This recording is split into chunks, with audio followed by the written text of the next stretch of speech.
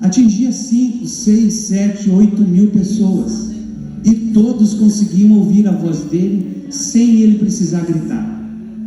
Agora, a questão é a seguinte: nós, quando estamos numa plenária ou num altar, nossos olhos se deparam com plateias, públicos e pessoas que são almas.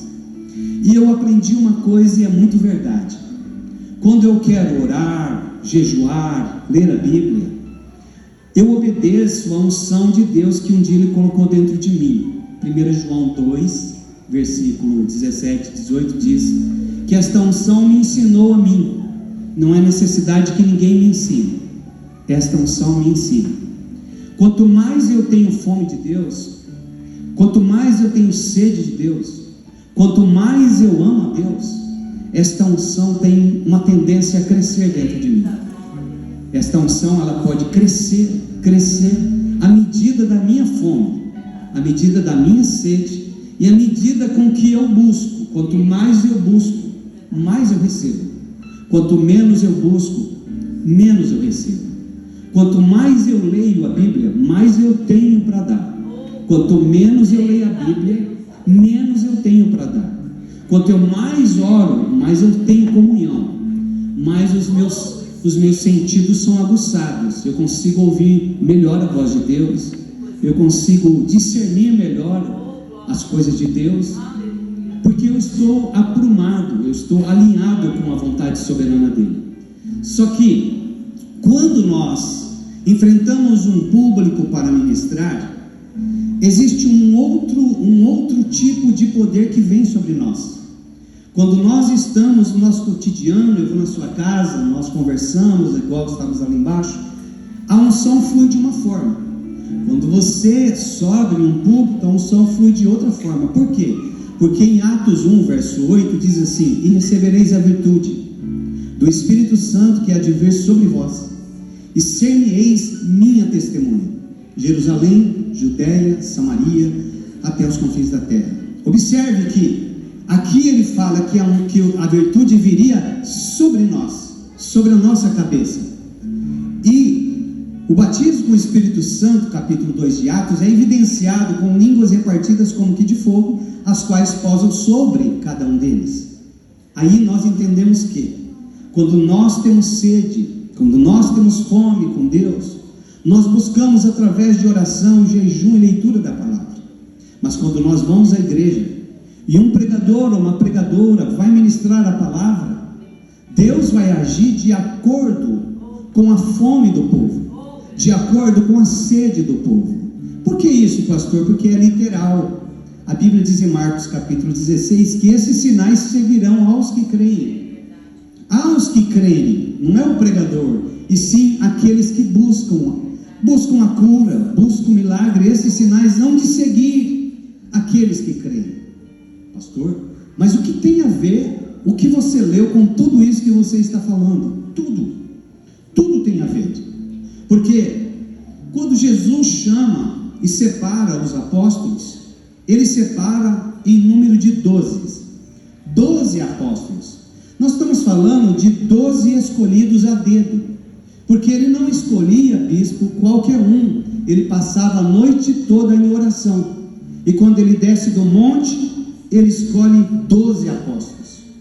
Desses 12 apóstolos, ele faz desses 12 apóstolos homens em potencial espiritual, de tal maneira que eles conseguem ver anjos descendo e subindo sobre a cabeça de Jesus, porque Jesus disse isso. Quando ele chama um dos seus discípulos, ele diz: de agora em diante você vai ver anjos descendo e subindo sobre a cabeça do Filho do Homem. Quando ele diz: eis aí, Natanael, um homem de dolo, um homem de verdade. Aí ele diz: Senhor meu e Deus meu. Ele diz: porque eu te disse que eu te conheci lá, te vi lá, você acreditou? Mas agora você vai ver coisas maiores ainda. Você vai ver o céu aberto, anjos subindo e descendo.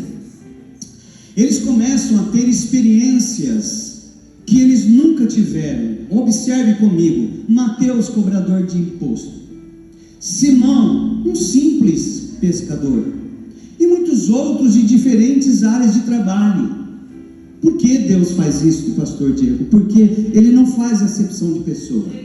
Ele chama cada um de um determinado trabalho, porque Ele quer usar de misericórdia com todos e ensinar para todos que o reino dele não existe mérito humano, um grande, um pequeno, um menor ou um maior, raça ou qualquer tipo de discriminação. Então Ele chama os 12, cada um formado em uma área, tratado em uma área, temperamentos diferenciados, alguns que são mais sanguíneos, outros que são mais fleumáticos, outros são mais melancólicos, coléricos, não importa. Ele estava ensinando os 12 como continuar aquilo que ele havia começado. E declaro a você, deu tanto sucesso o ensino que ele deu, Raul, que o resultado é nós estarmos aqui hoje dentro desta igreja, porque Jesus ensinou e ensinou de forma correta. Quando ele queria fazer sinais, milagres e maravilhas, o povo vinha e procurava ele, conforme Mateus capítulo 4, versículo 19, 20, 21, 22 e 23, diz que ele andava por todas as aldeias, todas as cidades, pregando o evangelho do reino, proclamando a palavra, curando os enfermos, levantando os paralíticos. Ele era o único que fazia milagres e ninguém mais. Então os discípulos, todos eles, todos os dias, viam milagres, e eram inúmeros os milagres, que um certo apóstolo chegou a dizer, se fosse escrito tudo o que ele fez, não teria livro suficiente neste mundo que contesse todos os milagres, todas as maravilhas. Esses que foram escritos para a tua edificação, para a minha edificação. Então, Jesus sabia trabalhar com cada indivíduo, mas ele ensinava o princípio do reino para todos. E estes 12 homens, indiferente do que eles eram no passado, agora eles têm uma só visão, e a visão é de andar com Cristo. Mas Jesus, às vezes, pastor Diego, prolongava sermão, ficava um dia falando, 2 dias falando, 3 dias falando, e detalhe, ninguém tinha fome e ninguém tinha sede, por causa da palavra. Porque Mateus 4, verso 4, diz que não é só de pão que vive o homem, mas de toda a palavra que sai da boca de Deus. Então, Jesus estava ensinando o princípio para eles de que a comida não é mais importante do que o corpo. A alma é mais importante do que o vestido. Aquilo que você recebe aqui esta noite não tem preço, vale mais do que você possa imaginar. Lembrem-se que Elias recebeu um pão torrado e um pouquinho de água, que andou 40 dias e 40 noites sem ter fome. Então a comida que Deus dá é uma comida que satisfaz, é um alimento que dá vida. Então os discípulos ficavam às vezes ouvindo, mas algumas vezes eles ficavam na carne também. Ficava tanto na carne que eles chegavam a dizer: Jesus, despede essa multidão, manda todo mundo embora. Aí Jesus disse: eu não vim para fazer isso. Juntaram a multidão e mandaram embora, até porque o meu princípio é diferente. E eles perguntavam: qual é o seu princípio? Ele disse: aquele que comigo não ajunta, espalha. Aquele que está comigo vai ajuntar, mas aquele que não está comigo vai espalhar. Agora existe uma síndrome nos dias em que estamos vivendo. Existe aqueles que espalham, mas existe aqueles que juntam.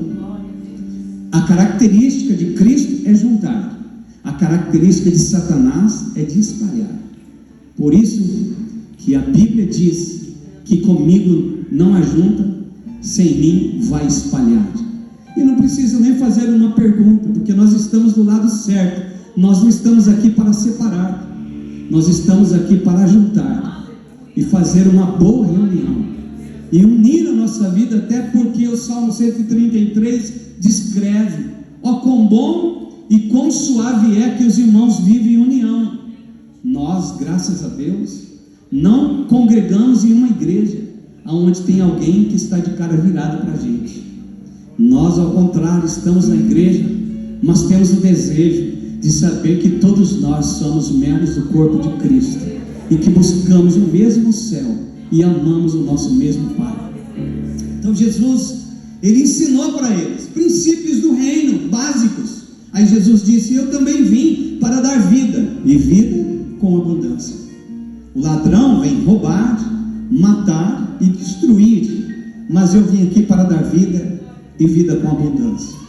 Então Jesus, ele trata dos 12 e trata de forma igual, porque graus entre pessoas, conforme outros do mundo fazem, eles costumam separar daqueles que têm mais dinheiro, daquele que tem menos dinheiro, daquele que tem uma boa aparência, de que não tem uma boa aparência. Os homens do mundo são assim, mas Jesus não. Jesus, ele olha para dentro do teu coração esta noite, e ele sabe o grau de amor que você tem por ele. Se você tem um grau de amor por ele, então ele tem outras coisas para resolver a teu favor, outras coisas para fazer a teu favor.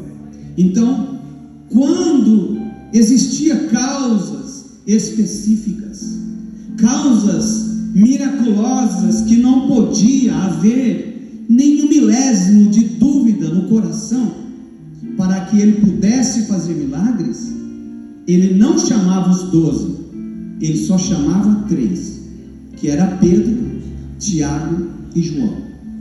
Não era 12 o número dos números que sentavam à mesa? Sim, era 12 o número que sentava na mesa, era 12 o número que comia, eram 12 o número que andava enfileirados, eram 12 os participantes de comida, de almoço, de janta, mas não eram os 12 que estavam preparados para um grau maior.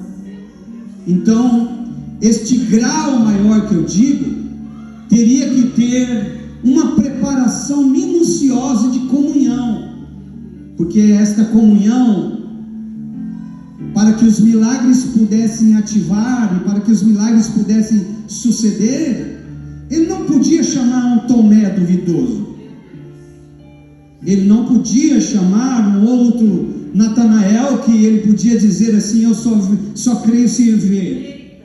Os duvidosos não podiam fazer, eram apóstolos, mas a característica de um mudava para outro.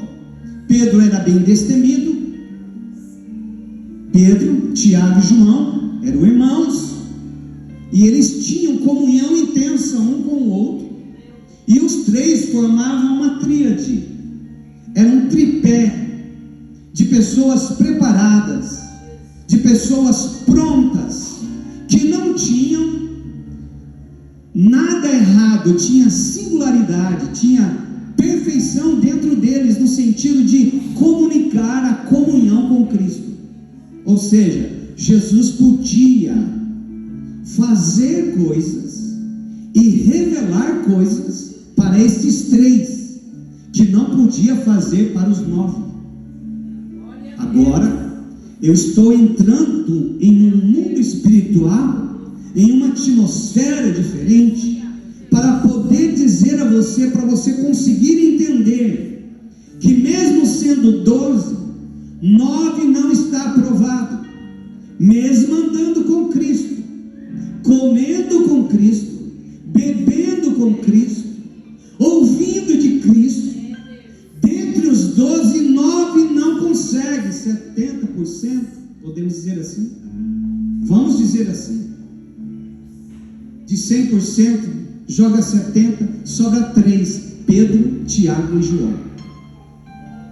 Esses 3, eles eram decididos. Qual era a decisão deles? Eu vou estar onde ele está, eu quero ficar onde ele fica, eu quero ir aonde ele manda eu ir, eu quero fazer aquilo que ele mandou eu fazer, eu quero estar no lugar onde ele mandou eu estar.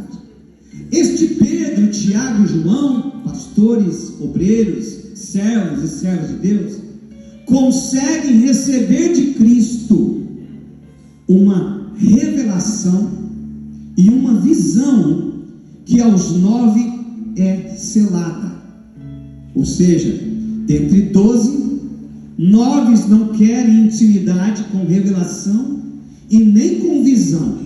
Isso indica para nós que nem todos que nos ouvem querem nos seguir na mesma visão ou na mesma revelação. Porque quem resolve, vou falar aqui abertamente, quem resolve praticar isto, precisa subir no monte. O que é subir no monte? É sair da zona de conforto, é viver o que outro não quer viver, é experienciar aquilo que outro não quer experienciar, é estar em uma dimensão, em um nível maior, de uma conduta de fé, de revelação. Porque, irmãos, eu não estou falando de visagem, eu estou falando de revelação, estou falando de visão.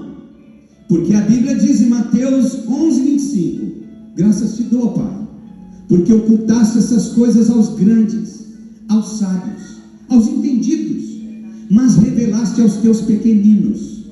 Estes 3, Pedro, Tiago e João, se comporta como uma criança, dizendo assim: eu só tenho Ele, eu só quero Ele, o que me importa é Ele. E importa que Ele cresça, importa que Ele cresça. Vou falando, importa que Ele cresça, que Ele cresça, que Ele cresça e que eu diminua. Importa que Ele apareça e eu me constranja, porque seu amor é infinito. Eu não tenho outro a quem confiar, eu só tenho Ele. Ele é o meu Senhor, Ele é o meu Salvador. Então eles começam a receber privilégios, e é um privilégio de estar vendo o que outros não conseguem ver, ter o que outros não conseguem ter, porque todos são chamados, mas poucos são os escolhidos. Então quem deseja ser chamado e quem deseja ser escolhido, há uma diferença muito grande, porque nem todos que moram em Israel são israelitas, nem todos que estão numa igreja são crentes verdadeiros, mas tem aqueles que se destacam e eles querem se aproximar de Cristo, e eles querem sentir o toque de Cristo, mas para isso eles precisam se humilhar, reconhecer a sua soberania, tirar do coração a soberba, a arrogância, a inveja, os ciúmes, a contenda, a briga, a discórdia, a separação ou separatismo religioso. Tudo você precisa abolir, destruir, para que Ele possa entrar e fazer morada, e não apenas visitar. Ele disse para Zaqueu: me convém ficar na tua casa, eu não quero passar o final de semana. Eu tenho aqui uma palavra profética. Ele não quer ficar no final de semana, Ele não quer ficar um sábado, Ele não quer ficar um domingo só com você. Ele quer levar você a uma dimensão espiritual, aonde Ele tenha condição de revelar coisas profundas, te dar visão celestial, daquilo que é terreno, não, daquilo que é celestial. Porque a Bíblia diz: se achegardes a mim, eu me achegarei a vós, me buscareis e me encontrareis, quando me buscardes de todo o vosso coração. Então Pedro, Tiago e João são convidados, Raul. Foi Jesus que disse para eles: Pedro, Tiago e João, vem comigo. Aonde, Senhor? Não pergunte onde. Vem comigo. Subiu ao monte. A Bíblia diz que depois da oração, o corpo transfigurou. Revelação. O corpo se transfigurou. De quem? De Jesus. O corpo se transfigurou, ou seja, deixou de ser matéria terrena para ser celestial. Aí a Bíblia diz que eles tiveram uma visão. Eles viram Elias e Moisés. Elias, que representa a era apostólica, Moisés, que representa a lei, e Jesus, que representa a graça. 3 níveis de unção. A unção que veio através da lei, a unção que veio pelo ministério profético, mas a unção que veio através da graça. Era 12, deixou de ser 12, agora é 3. Primeira lei de Moisés, a unção profética de 12, agora é 3, vai diminuindo. E esta unção, você vai entender daqui a pouquinho, você vai perceber que Jesus leva eles para mais profundo. Eu não sei que hino que vocês cantam, que fala me leva para mais profundo, mais alto. Como é que é essa canção, meu irmão? Eu quero ir mais alto. Esse? Mas nós oramos e pedimos para Ele nos levar, subir o nível, elevar o nível, aprofundar-nos nos mistérios dEle, mas Ele só faz isso com quem se disponibiliza. Ele não vai fazer obrigatoriamente, não. Ele sempre faz com a disponibilidade. Por isso que a Bíblia diz: levanta-te e resplandece.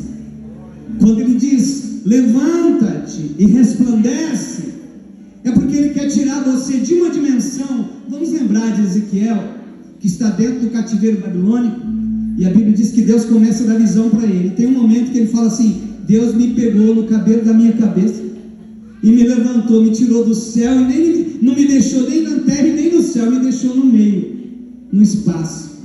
E eu comecei a ter visões de Deus. Observe que tudo que Deus faz, e Ele, quando quer elevar alguém, Ele muda o nível. No caso dos 12, primeiro nível. No caso dos 3, segundo nível. Nível de revisão e nível de revelação. Então, aqui esta noite eu não sei qual é o que você busca, mas Ele tem de tudo disponível. Basta você escolher o que você quer. Mas interessante que Deus não para por aí. Eles ficam atordoados e falam: vamos fazer uma cabana, vamos fazer uma tenda. E o texto diz: ele não tinha noção do que ele estava falando, por causa do tamanho da visão, por causa do tamanho da revelação. Então isto muda. Jesus fecha os olhos deles novamente, porque o que é, bispo, uma visão? O que é uma revelação? O que é uma profecia, que a gente chama de dons de elocução? É quando Deus abre uma janela de conhecimento da vida de alguém para você. Ele abre uma janelinha e diz assim: isso aconteceu com ela assim, assim, assim, assim, assim, assim. Aí a janela fecha. O único que pode fazer isso e que pode exercitar isso, você precisa ter um grau de intimidade, como Pedro, Tiago e João, para ter visão e revelação. Eu não estou falando de visão de cotovelo, eu não estou falando de visão de sonhadeira. Eu estou falando de você estar num culto como esse e de repente os seus olhos se abrirem e você começar a ver primeiro anjos aqui que estão acampados ao redor de cada um de nós.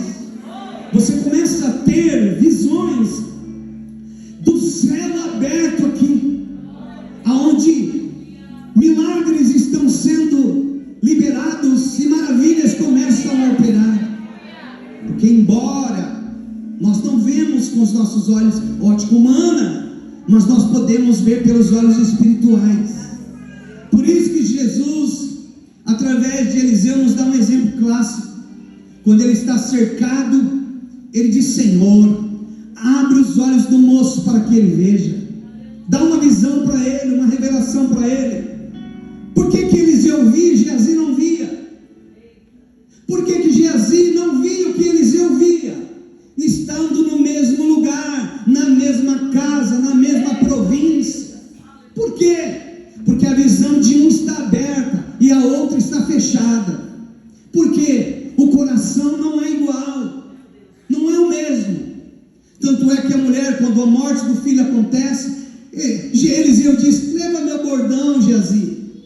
Mas bordão de Eliseu na mão de Geazi não tem resultado, porque não tem a mesma comunhão. É necessário ter graus de intimidade para que os olhos se abram e milagres aconteçam. Então ele diz: abra os olhos dele, Senhor. Deus abriu os olhos de Geazi. Quando abriu os olhos dele, ele disse: meu Deus do céu, os carros de Deus estão todos aqui, e cada carro está cheio de cavaleiro. Mas tem uma outra coisa: maior é aquele que está conosco do que aquele que está com ele. Porque o nível muda a visão. Quando você tem um grau de intimidade como Pedro, Tiago e João, você não vê um inimigo do tamanho que você está vendo. Você vê um Deus maior acima de tudo isso. Você não vê os problemas na mesma dimensão. Você vê alguém maior acima dos problemas. Porque o que muda é o grau de intimidade, visão e revelação. Mas tem uma outra coisa que eu vou finalizar com isso, porque eu acho isso tremendo. Dentre os 12, Pedro, Tiago e João são os que sempre estão juntos, bispo. O senhor vai sempre ter um Pedro, Tiago e João junto. Nesses, o senhor vai carregar. E não adianta ter ciúme. O senhor sempre vai ter um Pedro, Tiago e João, a senhora também, o pastor Diego também. Sempre vai cantar: este é Pedro, esse é Tiago e é João. Mas dentre os três, tem um que é o Joãozinho, que é o da graça. Que ele não é apenas que tem visão e revelação, ele tem algo a mais. E o que ele tem dá para ele um privilégio de receber todas as dádivas. Porque João, dentre esses três, é o único que pegava o ouvido dele e encostava no coração do mestre. Este grau de intimidade é o que nós estamos precisando. De alguém que sinta as batidas do seu coração, de alguém que Deus traga para perto de ti e sabe quando você está sofrendo. Porque de 12, 3 segue, tem visão e revelação, mas dos 12, apenas um conhece as batidas do coração. Sempre Deus vai deixar um João no teu caminho, sempre, para ouvir as batidas do seu coração, para ouvir as palavras e o sussurro da sua alma. Será que alguém está me ouvindo?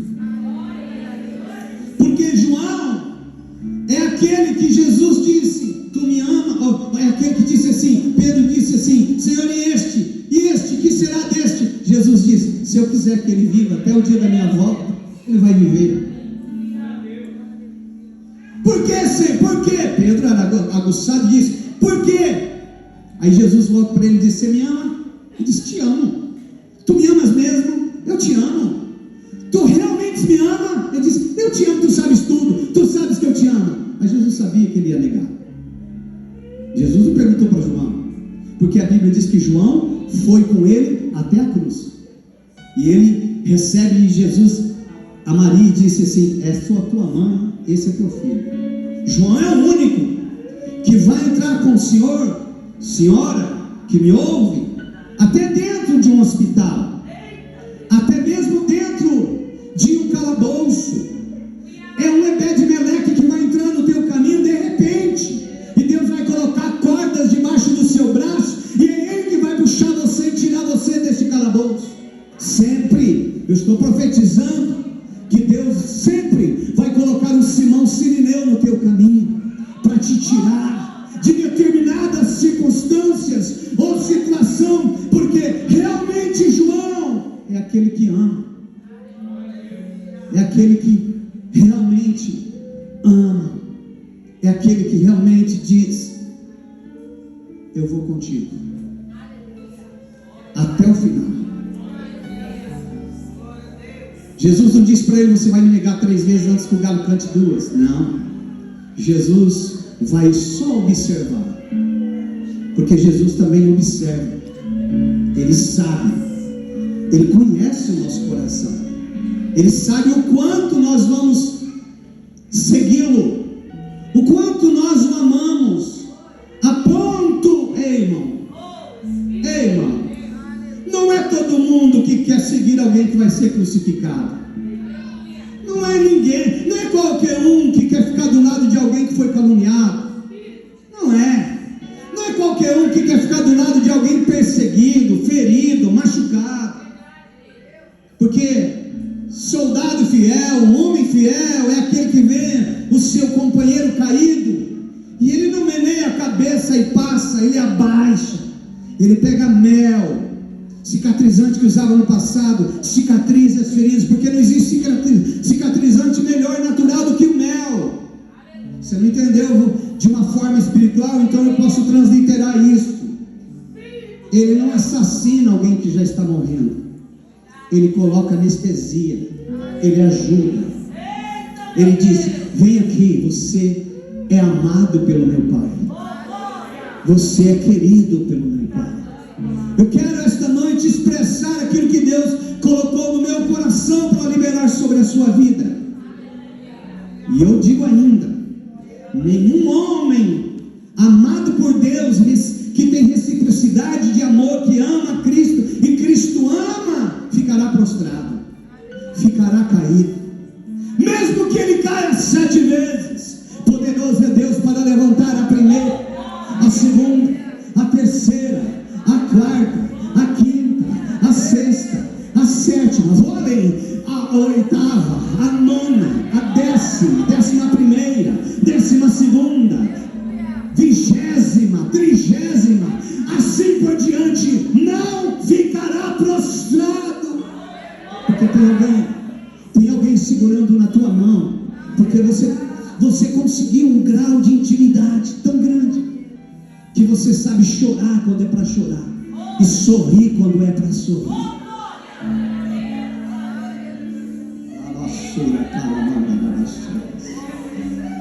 Porque João sabia sorrir na multiplicação, mas ele sabia chorar ao pé da cruz.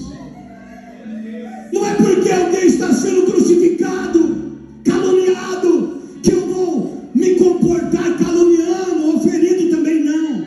Meu sentimento de intimidade faz eu me compadecer, porque eu preciso desta pessoa, eu preciso de você, você precisa de mim, nós precisamos uns dos outros. Este sentimento de apatia, de frieza, precisa ser arrancado para dar lugar ao amor profundo com Deus.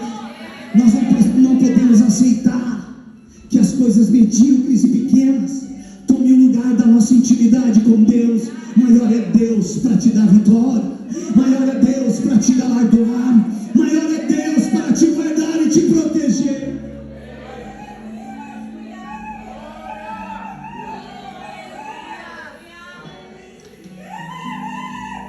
O amor verdadeiro que incline não somente o corpo, mas a alma, o espírito.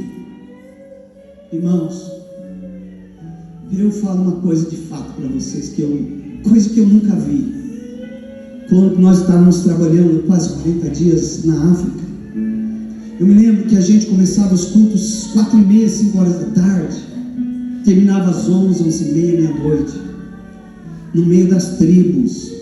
Não tinha piso, não tinha acústica como essa, microfone bom como esse, mas eu olhava para cada rosto, e todos os rostos, pastor Diego, sorrindo, aquele sorriso que me encantava e me influenciava, que eu não queria parar de se alegrar, parar de ficar contente vendo aquilo. Aí eu entendi realmente que aonde abunda o pecado, de Deus. Porque no extremo de necessidade, no extremo da falta de comida, de falta de recursos, falta de hospital, falta de comida, falta de carro, de moradia, caciques que presenciavam os cultos com os olhos estatalados, de repente começavam a sorrir e se alegrar. Eu parava e dizia: Deus, o que é isso? O Senhor diz: eu amo eles, e eles estão retribuindo este amor a mim. Eles andavam horas no meio da selva, que lá é a savana, no meio de perigos de hienas, leões, animais ferozes como rinocerontes, elefantes que tombam carros, mata pisoteando pessoas, apenas com alguns luzeiros nas mãos para chegar no ponto do culto. Mas quando eles chegavam, eles pulavam, dançavam, se alegravam, glorificavam. Eu falava: Deus, envia esta alegria para o Brasil, porque quantos auditórios nós estamos ministrando e nós conseguimos sentir pelo Espírito o conflito das almas, a dureza de coração, a indiferença, a briga por cargos e posições, a indiferença religiosa. Uns que amam quando você grita, outros criticam quando você prega gritando, fala que você é louco, fanático. Se você prega devagar, eles falam que você é muito ritualista, é muito teólogo, muito devagar nas suas mensagens. Nada está bom, nada está bom, nada satisfaz. Mas quando o câncer chega, o temperamento muda. Quando uma doença terminal chega, tudo muda. Quando o diagnóstico da medicina chega, você tem 6 meses de vida, o tumor está crescendo, é um tumor agressivo. Aí as pessoas correm para a igreja e começam a glorificar e a pedir oração, voltam a orar, a jejuar e a pedir intercessões. O que é isso? Nada mais do que o anzol de Deus puxando assim e trazendo para junto dele, e diz assim: esta é a intimidade que eu quero. Que você me busque. Quando você estava enfermo, você me buscava. Quando você recebeu o diagnóstico, você me buscava. Quando você não tinha trabalho, você me buscava. Quando você era pobre na sarjeta, você me buscava. Você se acomodou na sua vida hoje, nada está bom mais para você. Você está indiferente à minha presença. Eu estou passando pertinho de você e você não consegue perceber o que é isto? Falta de intimidade.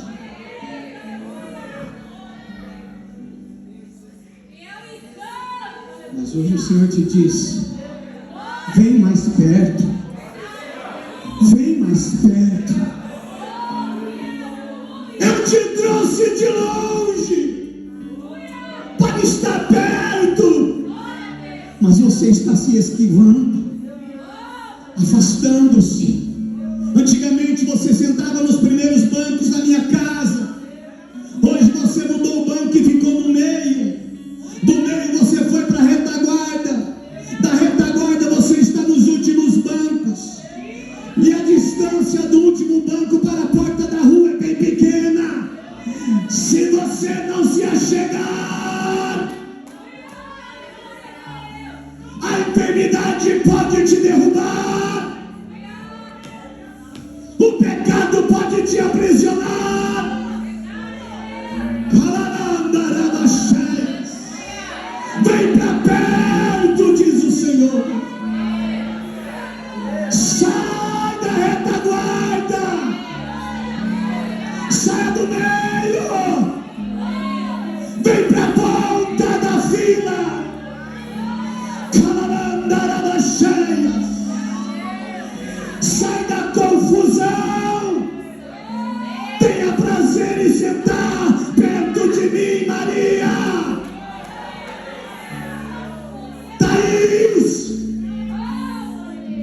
Luciana, Pedro, Shirley, o Senhor te chama para perto. Eu quero que você sinta as batidas do meu coração. Quero que você ouça a minha voz. Deixa eu afinar os teus ouvidos. Deixa eu abrir os teus olhos. Ouça a minha voz. Eu estou batendo na porta do teu coração. Quem tem ouvidos, ouça o que o Espírito Santo está falando a esta igreja. Pedro, Tiago, João, vem para perto. Eu quero te dar visão. Eu quero te dar revelação.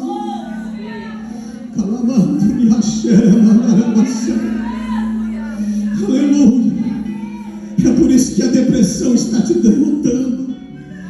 É por isso que a doença está te derrotando. É por isso que a bactéria está tentando destruir tua vida. Vem para perto do curador. Vem para perto do advogado. Vem para perto do médico.